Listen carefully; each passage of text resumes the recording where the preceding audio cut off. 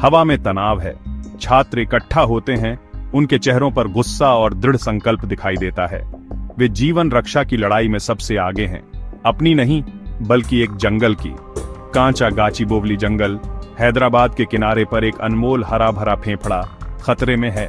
ये छात्र चुपचाप खड़े होकर इसका विनाश नहीं देख सकते। उनके नारे कैंपस में गूंजते हैं, जंगल को नष्ट करने वाले बुलडोजर के खिलाफ कार्रवाई का आह्वान करते हैं। हैदराबाद विश्वविद्यालय, जो आमतौर पर शैक्षणिक गतिविधियों का केंद्र होता है, एक युद्ध का मैदान बन गया है। दुश्मन तेलंगाना राज्य औद्योगिक अवसंरचना निगम TGIIC द्वारा संचालित विकास का निरंतर मार्च। इनाम 400 एकड़ की प्रमुख भूमि, जो एक और कंक्रीट के जंगल में बदलने वाली है। छात्रों को पता है कि क्या दांव पर लगा है। वे जंगल के रास्तों पर घूमे हैं, इसकी ताजी हवा में सांस ली है और इसकी जैव विविधता पर अचंभा किया है। वे समझते हैं कि इसका विनाश न केवल विश्वविद्यालय के लिए बल्कि पूरे शहर के लिए एक नुकसान होगा, और वे अपनी आवाज उठाने के लिए दृढ़ हैं।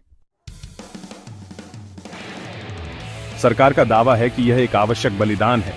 वे हजारों नौकरियों, एक फलते फूलते IT सेक्टर और तेलंगाना के लिए एक उज्जवल भविष्य का वादा करते हैं। TGIIC कांचा गाचीबोवली जंगल को एक विशाल IT पार्क में बदलने, निवेश आकर्षित करने और राज्य की अर्थव्यवस्था को बढ़ावा देने की योजना बना रहा है। 50,000 करोड़ और 5 लाख नौकरियां, एक लुभावना प्रस्ताव। लेकिन किस कीमत पर? संघर्ष फरवरी 2025 में शुरू हुआ, जब सरकार ने अपनी विकास योजनाओं की घोषणा की। यह खबर जंगल की आग की तरह फैल गई, जिससे विरोध का तूफान आ गया। छात्रों, शिक्षकों और पर्यावरण कार्यकर्ताओं ने विरोध में एकजुट होकर प्रदर्शन किया। उन्होंने तर्क दिया कि जंगल सिर्फ जमीन से ज्यादा था, यह एक महत्वपूर्ण पारिस्थितिकी तंत्र था, वन्य जीवों के लिए एक आश्रय स्थल था और प्रदूषण के खिलाफ एक महत्वपूर्ण बफर था। उनकी दलीलें अनसुनी कर दी गईं। आर्थिक प्रगति के आकर्षण से अंधी सरकार अडिग रही।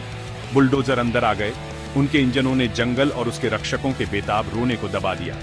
दशकों से खड़े पेड़, इतिहास के मूक गवाह, पल भर में गिर गए। छात्रों ने अपने प्यारे जंगल को व्यवस्थित रूप से नष्ट होते देखा।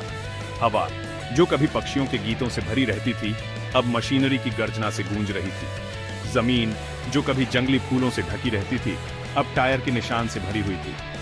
कांचा गाचीबोवली की लड़ाई शुरू हो गई थी।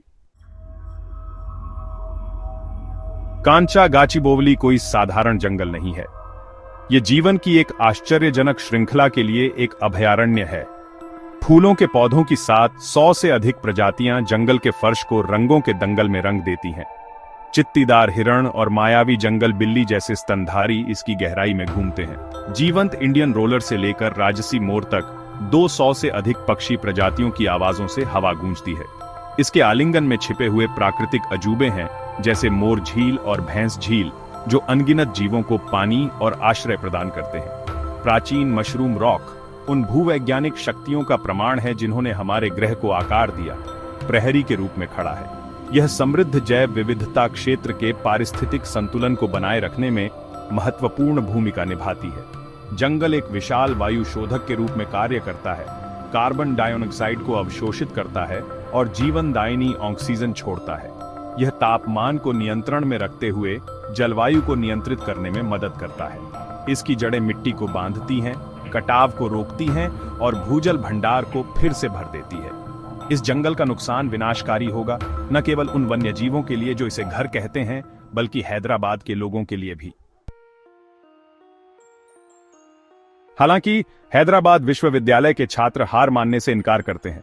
वे अपनी लड़ाई सड़कों से अदालतों तक ले गए हैं, याचिकाएं दायर कर रहे हैं और तबाह हुए जंगल के लिए न्याय की मांग कर रहे हैं। उच्च न्यायालय ने उनकी दलीलों का जवाब देते हुए 2 अप्रैल 2025 को वनों की कटाई रोकने का मौखिक निर्देश जारी किया, लेकिन विनाश जारी रहा।